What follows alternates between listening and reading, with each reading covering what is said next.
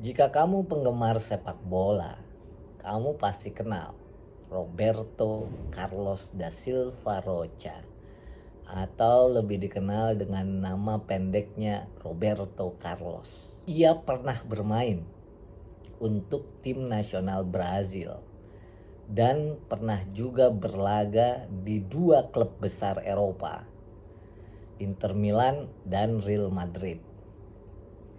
Carlos lahir pada 10 April 1973 di Garça, Sao Paulo, Brazil. Ia lahir dari keluarga miskin. Sejak kecil ia harus membantu keluarganya. Untuk hidup, ia sudah bekerja sejak usia 12 tahun.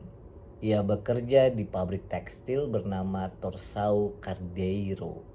Selesai bekerja, seperti anak-anak lain seusianya di Brazil, Carlos bermain bola tarkam antar kampung. Garis tangannya berubah saat seorang pencari bakat, talent scout, melihat permainannya dalam suatu pertandingan.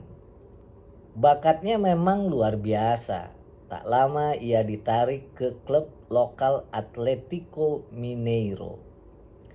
Klub ini juga yang membesarkan beberapa pemain Brazil ternama, antara lain Fred, Diego Costa, dan Savinho.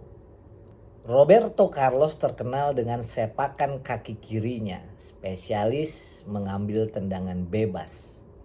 Konon tendangannya berkecepatan hingga 105 mil per jam atau 169 km per jam. Sebagai pemain belakang, nama Carlos disebut sebagai bek kiri yang paling ofensif dalam sejarah permainan sepak bola. Dan ia juga dikenal sebagai salah satu bek kiri terhebat sepanjang sejarah. Selama karirnya, Carlos pernah menjadi peraih pemain terbaik kedua versi FIFA tahun 1997. Dalam sebuah kesempatan, Carlos pernah mengatakan ia tidak pernah melewatkan berlatih tendangan bebas selama 40 menit setiap hari selama bertahun-tahun. Apa yang dilakukan Carlos dalam latihannya?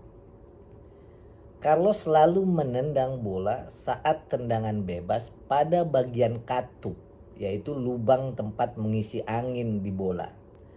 Karena itu, menurutnya adalah bagian tersulit dari bola. Di bagian ini lebih banyak kekuatan di situ, katanya. Dan ia selalu berusaha menendang bola dari kiri bawah ke kanan atas yang membuat bola jadi membelok. Latihan yang dilakukan Carlos ini belakangan dijelaskan dengan menggunakan hukum fisika oleh seorang fisikawan bernama David Quer. Ia adalah fisikawan di ISPCI Paris. Apa yang dilakukan oleh Carlos? Ia menendang bola dengan keras dari sudut yang pas, dan saat bola menurun kecepatannya, maka efek hukum Magnus meningkat, menciptakan lingkaran spiral.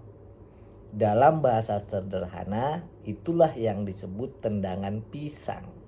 Roberto Carlos telah menjadi legenda hidup dunia sepak bola. Saat bermain di klub Spanyol Real Madrid, Carlos memecahkan rekor pada Januari 2006 saat ia bermain dalam pertandingan La Liga ke-370.